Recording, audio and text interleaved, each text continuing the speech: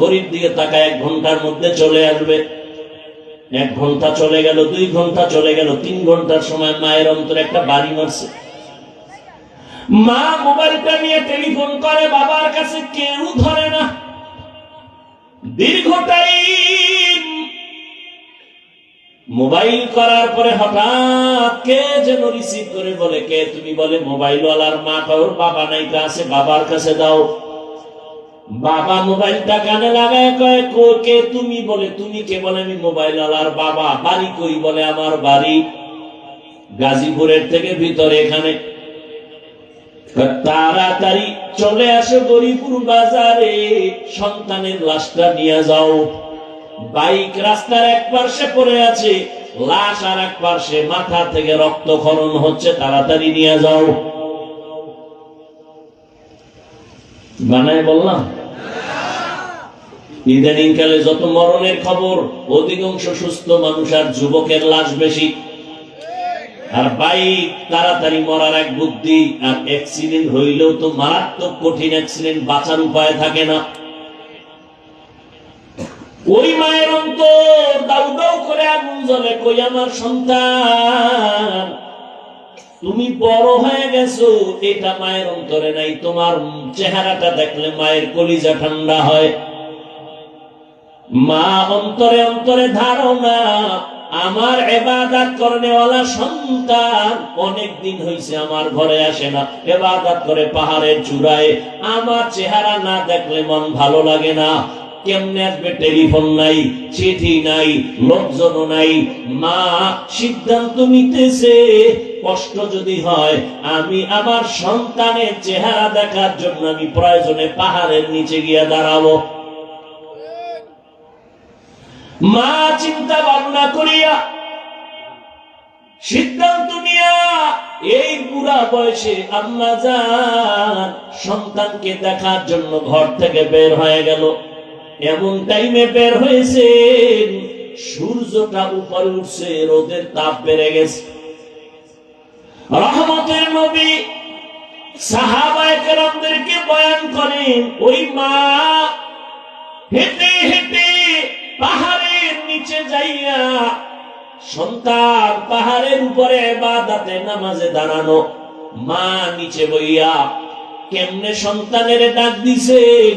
নবী তার হাত মোবারক দিয়া ইশারা দেয় ভাবে, সূর্যের আলো পড়ে, হাতটা কপালে লাগাইয়া মা এভাবে উঁচু কইরা ডাক দিছে সন্তানের নাম ধরিয়া, বাবা আমি তোর মা, একটু পাহাড়ের নিচে নেমে আয়, একটা নজর দেখবো, কলিজাটা ঠান্ডা করব, তারপরে বাসায় যাব।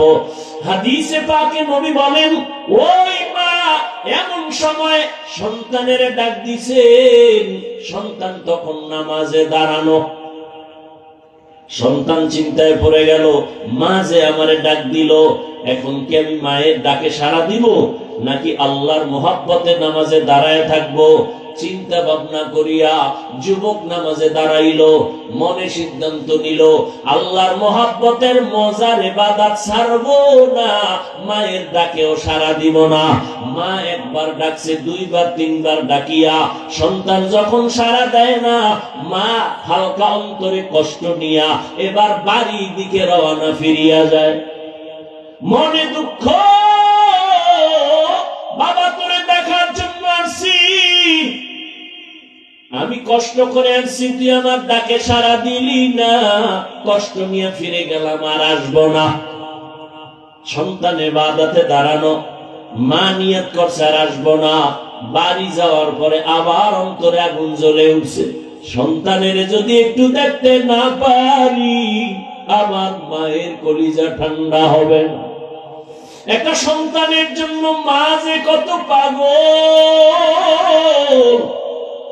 এই পরিমাণ যদি সন্তান বুঝতো, সন্তান নিজের জীবনের চামড়া খুলিয়া মায়ের জুতা বানাইয়া জীবনটা মায়ের খেদমতের জন্য সন্তান হাদিয়া দিয়ে দিত। দুনিয়াদারি বাদ দিয়ে বলতো, মা তোমার খেদমত ছাড়া কোনো খেদমত করব না। মায়ের অন্তরে এত দুঃখ, সন্তান সারা মা কিছুই বুঝে না, নিজের স্বামীর জন্য এত কাঁদে না, সন্তানের জন্য মা যেই পরিমাণ কান্না করে। মায়ের চোখের পানি আর দোয়ার কারণে আল্লাহর কসম, ও যুবক, এই চেয়ারে বসছি এই জন্যই তো বলেছিলাম বাবা, ডাক্তার হও, ইঞ্জিনিয়ার হও, প্রফেসর হও, সাংবাদিক হও, ব্যবসায়ী, চাকরিজীবী হও, তবে আমার দাবি কোনোদিন বেয়াদব হইও না। তোমার ব্যবহারে কোনোদিন যেন মা বাবা কষ্ট না পায়, তোমার আচরণে কোনোদিন যেন তোমার শিক্ষক কষ্ট না পায়, তোমার ব্যবহারে কখনো যেন আলেম ওলামারা কষ্ট না পায়। কারণ লিখে রাখো বাবা, মা বাবায় যদি তোমার ব্যবহারে কষ্ট পায়, বদদোয়া চলে আসবে। বদদোয়া হাত উঠাইয়া করতে হয় না। এই যে দুঃখ নিয়ে বলবে এটা একটা আগুন, আর ওই আগুন তোর কপালে লাগলে তুই শেষ, মরার আগেই শেষ। মা বাবার বদদোয়া লাগলে জীবনটা পঙ্গু হয়ে যাবে মরার আগে। শিক্ষকের অন্তরে যদি ব্যথা লাগে, কষ্ট পায়, বদদোয়া চলে আসবে, লেখাপড়ার জীবন নষ্ট হয়ে যাবে। ওলামায়ে কেরামের যদি কষ্ট দাও, তাদের অন্তরে কষ্ট লাগলে, বদদোয়া যদি চলে আসে, তোমার চরিত্র জিন্দেগির হাত ছাড়া হয়ে যাবে। এজন্য মা বাবার দোয়া নাও, শিক্ষকের দোয়া নাও। ডাক্তার হলেও তোমার জীবন সফল, আলেম ওলামাদের নেক নজর নাও, তোমার জীবন সফল হবে। জেনারেল লাইনে থাকিও তুমি ইঞ্জিনিয়ার হলেও তোমার সুনাম হবে সারা দেশব্যাপী। কবি নজরুলের ইতিহাস পড়ো, ওই কবি নজরুল তো মা বাবার দোয়ায় বড় দামি হয়ে গেল, সময়টারে মূল্যায়ন করেছে। তোমার মতো যদি সারাদিন রাত্র মোবাইলে গুনাহ করত, জীবনে কবি নজরুল হতে পারত না। চরিত্রহীন আল্লাহর কসম কোনদিন বড় হতে পারবে না। যে লাইনে থাক, যার চরিত্র ঠিক নাই, ওকে পৃথিবীর কেউ সম্মানের জায়গা দিবে না। সম্মানের চেয়ার পেতে হলে দুইটা পুঁজি লাগবে, সুস্থতা আর সুন্দর চরিত্র। এই দোনোটা নষ্ট করে মোবাইল। মোবাইল কিডনি নষ্ট করে, ব্রেন নষ্ট করে, হার্ট দুর্বল করে, চোখের পাওয়ার নিয়ে যায়, কানের পাওয়ার নিয়ে যায় মোবাইল। তা তোমাকে অসুস্থ বানিয়ে ফেলতেছে এই মোবাইল, আর চরিত্র তো নাই। আর চরিত্র ঠিক না থাকলে পৃথিবীর কেউ তোমাকে সম্মানের জায়গায় বসাবে না। এজন্য মা বাবার দোয়া, শিক্ষকের দোয়া, উলামায়ে কেরামের নেক নজর যদি তুমি নিতে পারো, তোমার জীবন ধন্য হবে। এবার একটু তুমি চোখ বুলাইয়া খেয়াল করো, তোমার মতো কত যুবক জীবনে কোনোদিন মাদ্রাসায় পড়ে নাই, চাকরি জীবনে কোনোদিন আলিফ বাতাও শিখে নাই।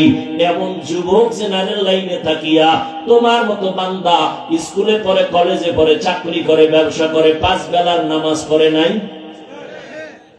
র‍্যাব, আর্মি, পুলিশ, বিডিআরের চাকরি করে, নামাজি অভাব নাই। তুমি কেন পারবা না রে যুবক? তোমার মতো যুবক রাস্তায় গাড়ি চালায়, নামাজ ছাড়ে না, বলো বাবা তুমি কেন পারো না? তোমার মতো যুবক তাকায় দেখো ব্যবসা করে, নামাজি, তুমি কেন পারবা না? জানি না কার কপাল বড় খারাপ, কার বদদোয়া তোমার কপালে লাগছে তা জানা নাই। এখনো সময় আছে, তওবা করে নাও। মা বাবার দোয়া ছাড়া আল্লাহর কসম কোনোদিন সফলতা আসবে না। ওই মা আজকে ডাক দিয়া ফিরিয়া গেল, সন্তানের পাইল না। বাড়ি যাইয়া বসার পর আবার মায়ের অন্তরে জ্বালা শুরু হয়ে গেল, সন্তানের না দেখলে অন্তর আমার শান্ত হবে না। মা আর কয়েকদিন পর আবার সিদ্ধান্ত নিল, আমার সন্তানটাকে গিয়ে আবার আমি পাহাড়ের নিচে গিয়া ডাক দিব। মা আজ এই সিদ্ধান্ত নিয়া সকাল 10টার পরে সূর্য যখন উপরে উঠল, মা চলে গেল হেঁটে হেঁটে পাহাড়ের নিচে যাইয়া আবার ডাক দিছে, বাবা আমি তোর মা, পাহাড়ের নিচে আসি, একটু আয়, চেহারাটা আমার একটু দেখায় দে। আমি মা তোর চেহারাটা দেখবো, এক নজর দেখিয়া চলে যাব। আজও সন্তান নামাজে দাঁড়ানো, নামাজে দাঁড়ায় ভাবতেছে আমি কি মায়ের ডাকে সাড়া দিব নাকি আল্লাহর মুহাব্বতে নামাজেই দাঁড়ানো থাকবো? চিন্তা করে এক পর্যায়ে সিদ্ধান্ত, মা আমাকে ডাক দিছে, তবে আল্লাহর মুহাব্বতের ইবাদতের মজা ছাড়বো না। আজও মা দ্বিতীয় দিনের মতো কষ্ট পাইয়া মা এবার শেষ পর্যায়ে বাড়ির দিকে চলে যায়। সন্তান মায়ের ডাকে আজও সাড়া দেয় নাই, ইবাদতে পাগল হয়ে গেছে। নামাজে দাঁড়াইয়া আল্লাহকে ডাকতেছে, হে মালিক, তোমার ইবাদতের মজা আমাকে ভিন্ন হতে দেয় না। মা আজও দুঃখ নিয়ে বাড়িতে চলে গেল। রহমতের নবী হাদিসে পাকে ঘটনা উল্লেখ করেছেন, মা দুইবার কষ্ট পাইয়া চলে গেল। মা এবার সিদ্ধান্ত নিল আর সন্তানের কাছে আসবে না। সন্তান তো ইবাদতের মজা পাইয়া মায়ের ডাকে সাড়া দেয় না। বাড়ি যাওয়ার পরে আবার কিছুদিন হয়ে গেল, মায়ের অন্তরে আবার জাল শুরু হয়ে গেল। দাউ দাউ করে আগুন জ্বলে। সন্তানের বিরহ, চেহারাটা দেখতে পারি না, মুহাব্বতের টান। মা এইবার সিদ্ধান্ত নিতেছে, এইবার আর একদিন আমি যাব। সন্তান যদি শেষবারের মতো আমার ডাকে সাড়া না দেয়, আর কোনদিন আমি সন্তানের নিয়ে চিন্তা করব না। মা দুঃখিনী এভাবে করে করে আর একদিন রওনা হয়ে গেল। হেঁটে হেঁটে যাইয়া আবার পাহাড়ের নিচে দাঁড়াইয়া মা ডাক দিয়া কয়, সন্তান, 2 দিন পর্যন্ত এসে ফিরে গেছি, আজ আমি আসছি, আজকে একটু আমারে দেখা দাও, এক নজর তোমারে দেখে চলে যাব। আমি মা তোমারে নিয়ে জীবনে কত কষ্ট করেছি, আমি মা না খাইয়া তোমারে খানা খাওয়া বড় বানাইছি, আজ আমি মায়ের ডাকে সাড়া দাও না, আমি মা নিজেরে কন্ট্রোল করতে পারি না। আজ আমি তৃতীয়বার বুড়ো মানুষ, কত কষ্ট করে আসছি, আমাকে আজ একটু দেখা দাও। সন্তান আজও নামাজের মধ্যে দাঁড়াইয়া চিন্তায় পড়ে গেল, মায়ের ডাকে আমি সাড়া দিব নাকি আল্লাহর মুহাব্বতের ইবাদতে আমি মশগুল থাকব। আজও সিদ্ধান্ত নিয়া আল্লাহর বান্দা ইবাদতের মধ্যেই মশগুল, মায়ের ডাকে আর সাড়া দেয় নাই। এবার মা সর্বশেষ কষ্ট পাইয়া, যে 2 দিন গেল জবানে কিছু বলে নাই, হালকা কষ্ট পেয়েছে। আজকে মা আল্লাহর আরশে আজিমের দিকে তাকাইয়া একটা কথা হঠাৎ বলেই ফেললো, ও দয়ার মালিক, যেই সন্তান আমার ডাকে 3 বার সাড়া দিল না, ওরে তুমি জিনাকারিনী মহিলার চেহারা না দেখাইয়া মরণ দিও না। মায়ের কথা আরশে আজিমে চলে গেল, জিনা করাইয়া না, জিনাকারিনী এক মহিলা শুধু চেহারাটা দেখাইও। এটা আপনার আমার জন্য কোনো বরদোয়া, কোনো কিছু? সারাদিন বেগানার চেহারা যদি দেখতেই থাকো, এটা তো কিছুই না। আর মা এরকম একটা কথা বলছে যে আমার ছেলে জিনাকারিনী মহিলার চেহারা না দেখে যেন মরে না, কিন্তু ছেলের জন্য এটা কঠিন অভিশাপ। মায়ের কষ্ট তো আরশে আজিমে কবুল হয়ে গেল। আল্লাহ পাকের পক্ষ থেকে মায়ের দোয়ার ফলাফল আসতেছে। এলাকার মানুষগুলো সবাই আনন্দ করে, বলে আমাদের এলাকায় বুজুর্গ পাহাড়ের চূড়ায় ইবাদত করে, তার মতো ভালো বুজুর্গ কেউ নাই। খবরটা এলাকায় ছড়ায় গেল। যুবক মানুষ আল্লাহর ইবাদতে পাহাড়ে গিয়ে আল্লাহকে ডাকে, দুনিয়াদারি বাদ দিছে। ওই এলাকায় এক সুন্দরী মহিলা খবরটা কানে আসলো। আসার পরে বলে, তঙ্গ বুজুর্গ কেমন? বলে অনেক দামি, অনেক ইবাদত গুজার। বলে তোমার বুজুর্গগিরি আমি 1 মিনিটে নষ্ট করে দিতে পারি। সবাই চ্যালেঞ্জ দিল, না তুমি কোনোদিন পারবা না। এলাকার সবাই জানে এই মহিলা অনেক সুন্দরী এবং চরিত্রহীনা। মহিলা চ্যালেঞ্জ নিয়ে চলে গেল কোন পাহাড়ে? বলে ওই পাহাড়ের চূড়ায় আমগো আল্লাহর বান্দা ইবাদত করে। মহিলা একা একা পাহাড়ের চূড়ায় চলে গেল। পাহাড়ের চূড়ায় গিয়া দেখে ছোট একটা ঝুপড়ির মধ্যে যুবক আল্লাহর বান্দা নামাজে দাঁড়ানো। মহিলা সামনে যাইয়া, রহমতের নবী হাদিসের মধ্যে ঘটনা বলেন, ওই মহিলা যাইয়া যত বড় অপকৌশল করার প্রয়োজন করে ফেললো, কিন্তু যুবকের নজরটা পর্যন্তই বেগানার দিকে নিতে পারে নাই। মহিলা এক পর্যায়ে ব্যর্থ হইয়া বের হয়ে চলে গেল নিচে নাইমা। এই পাহাড়ের পাশেই আবার একটা চেটিয়াল খোলা ময়দান, এক রাখাল বকরি চড়ায়। ওই হারামি গুনাহগার জেনাকারীন মহিলা চলে গিয়ে ওই রাখালের সাথে প্রেম নিবেদন করে ওর সাথে জিনা করলো। গর্ভের মধ্যে একটা বাচ্চা, অবৈধ বাচ্চা চলে আসলো। অবৈধ বাচ্চাটা এক পর্যায়ে যখন দুনিয়াতে আসলো, ওই বাচ্চাটারে কোলের মধ্যে নিয়া ওই জিনাকারিনী মহিলা এলাকায় ঘুরে ঘুরে কয়, তোদের পাহাড়ের চূড়ার বুজুর্গের কোনো ইবাদতের দাম নাই। কেন? বলে তোদের বুজুর্গ আমার সাথে জিনা করেছে, এই যে তার বাচ্চা দেখো। মহিলা জিনা করছে ওই বুজুর্গের সাথে। কার সাথে? রাখালের সাথে। মহিলা এলাকায় ঘুরে ঘুরে বলে, তোমগো বুজুর্গ আমার সাথে জিনা করেছে, এই নাও তার বাচ্চা। এলাকার মানুষগুলো মাথা গরম হয়ে গেল।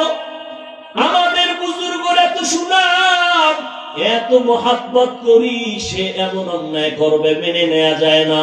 লোকজন রেডি হইয়া লাঠি ছোটা হাতে নিয়ে দৌড়ায়, পাহাড়ের চূড়ায় গিয়া তার খানকা ভেঙ্গে দিল।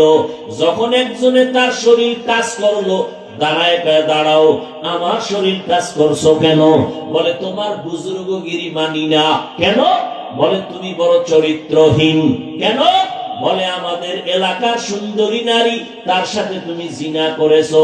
ওই নারীর গর্ভে অবৈধ বাচ্চা, বাচ্চাটা এখন তার কোলে, তোমার জেনার কারণে সেই বাচ্চা আসছে। যুবক চোখের পানি ছেড়ে বলে, প্রমাণ কর। ওই মহিলা আমার সামনে দাঁড়াইয়া বলতে পারবে কিনা ওই বাচ্চা আমার? বলে হ্যাঁ পারবে। মহিলাকে নিয়ে আসো।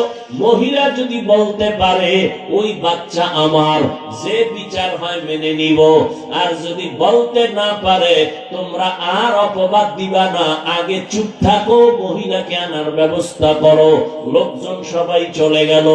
যাইয়া মহিলাকে ডাক দিয়া কয়, তুমি যে আমগো বুজুর্গের বিরুদ্ধে অপবাদ দিলা, তার সামনে দাঁড়াইয়া বলতে পারবা কিনা এই বাচ্চা তার? বলে হ্যাঁ পারবো। বলে রেডি হও, আমরা বুজুর্গের কাছে যাব, চলো আগামীকাল রেডি হয়ে যাও। মহিলা রেডি হয়ে গেল, বুজুর্গের সামনে বলবে এই বাচ্চাটা আমার। ভাইরা আমার, একদিকে এত বড় ইবাদত করনেওয়ালা যুবক, অন্যদিকে মায়ের অন্তরের কষ্ট। আল্লাহর আদালত থেকে সব ফয়সালা চলে আসে। ওই এলাকার মানুষ আর মহিলা বাচ্চা নিয়ে পাহাড়ের নিচে গিয়া বসলো। বুজুর্গরে ডাক দিয়া আসো, নিচে নেমে আসো, মহিলা তোমার সামনে প্রমাণ করবে। মায়ের বড়দোয়াটা কি ছিল? জেনাকারিনীর চেহারা না দেখাইয়া মরণ দিও না। জেনা করবে মরবে এমনটা বলে নাই, জেনাকারিনী শুধু চেহারাটা দেখবে, এতে ওর জীবনের ইবাদত বরবাদ। এরে আমার পর্দার আড়ালের মা বোনেরা, ও যুবক, ওই মা সামান্য এতটুকু কথা বলছেন, জিনাকারিনীর চেহারাটা দেখে মরবে, বেগানার চেহারা দেখে মরবে, আর আগে যেন না মরে। এই সামান্য কথাটা তার জন্য কত ভয়ঙ্কর। আর তুমি আমি কত বেগানা চেহারা দেখে দেখে চোখ নষ্ট, জবান নষ্ট, অন্তর নষ্ট হয়ে গেল। আল্লাহর ভয় অন্তরে নাই। এরে আল্লাহর বান্দারা, এই জন্য আমার আল্লাহ বলেন আমার ভয় অন্তরে জমা করো। খাঁটি মুসলমান হইয়া কবরে যাও, আমার আদালতে দাঁড়াইয়া হিসাব দেওয়ার ভয় অন্তরে জমা করো। এক জাররা পরিমাণ গুনাহ থাকলে তুমি খাঁটি মুসলমান হইয়া দাঁড়াতে পারবা না। ওই আল্লাহর বান্দা, বুজুর্গ, যুবক, আবেদ যখন খবর পাইল জিনাকারিনী মহিলা পাহাড়ের নিচে হাজির, হাজার হাজার মানুষ দেখার জন্য আসছে, আল্লাহর বান্দা নিচে নেমে আসার আগে 2 রাকাত নামাজে দাঁড়ায় কান্না শুরু করেছে। এবার বলে, ও দয়ার মালিক, আমি তোমার ইবাদতের জন্য বড় আশিক হইয়া আমার বাড়ি ঘর বাদ দিয়া আমি পাহাড়ের চূড়ায় চলে আসলাম। ও আল্লাহ, তোমার মোহাব্বত যেন একনিষ্ঠতার সাথে পাই। দুনিয়ার লোক, দুনিয়ার সব বাদ দিয়া তোমার মোহাব্বত পাওয়ার জন্য এখানে আসছি। নির্জনে তোমারে ইবাদত করব, ডাকবো। কিন্তু আজ আমার কপালে কি আসলো বুঝি না। তবে আমার মনে হয় আমার মা বুঝি অন্তরে কষ্ট পেয়েছে। ওই মা 3 দিন আমাকে দেখতে আসছেন। আমি তোমার মোহাব্বতে এতটাই মশগুল, আমি আমার মায়ের ডাকে সাড়া দেই নাই। মনে হয় আমার মা অন্তরে ব্যথা পেয়েছে। আজ আমার উপরে না হয় এই বিপদ কেন আসবে, জিনার অপবাদ কেন আসবে। ও আল্লাহ, আমি আমার বৃদ্ধা মায়ের কাছে গিয়া ক্ষমা চাইব। আজকে তুমি আমাকে এই অপবাদ থেকে পবিত্রতার ব্যবস্থা করে দাও। ও আল্লাহ, তুমি জানো আমি কোনো জিনা করি নাই। ও আল্লাহ, তুমি কুদরতের দরজা খুলিয়া দাও, ইজ্জতের হেফাজত করো। আমার যদি বদনাম হইয়াই যায়, মানুষ তখন তোমার ইবাদতের প্রতি বাজে মন্তব্য করবে। যুবক নামাজ পড়িয়া কান্না করিয়া আল্লাহর কাছে দোয়া করিয়া এবার পাহাড়ের নিচে নেমে গেল। নিচে নাইমা দেখে ওই জিনাকারিনী মহিলা দুধের বাচ্চা নিয়ে দাঁড়ানো। এবার চেহারার দিকে তো নজর পড়ে গেল। মাও তো বলেছিল জিনাকারিনীর চেহারাটা না দেখা পর্যন্ত যেন ওর মরণ না হয়।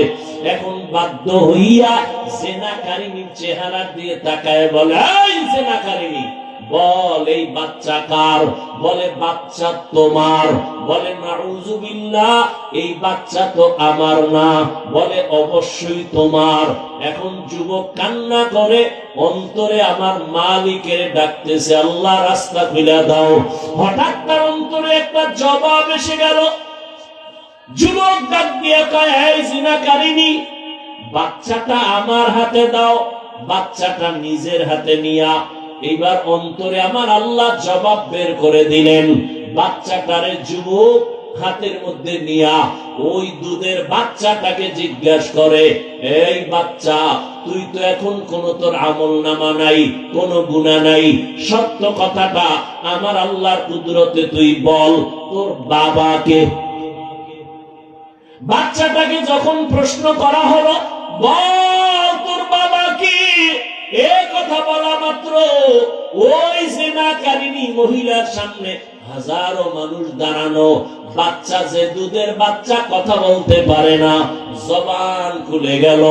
বাচ্চা ডাক দিয়া কয়, আমার বাবা হলো ওই মাঠের রাখাল, আমার বাবা ওই রাখাল। মানুষজন সব চমকে উঠল, ও জিনাকারিনী, এই ষড়যন্ত্র করেছো, আর ওই যুবক পেরেশান দৌড়ায় গেছে মায়ের কাছে। ও আমার কলিজার মা, তোমার দোয়া ছাড়া আমার সফলতা আসবে না, তুমি আমাকে মাফ করে দাও, আর জীবনে তোমার সাথে বেয়াদবি করব না। ও আমার কলিজার যুবক, ওই মা বাবার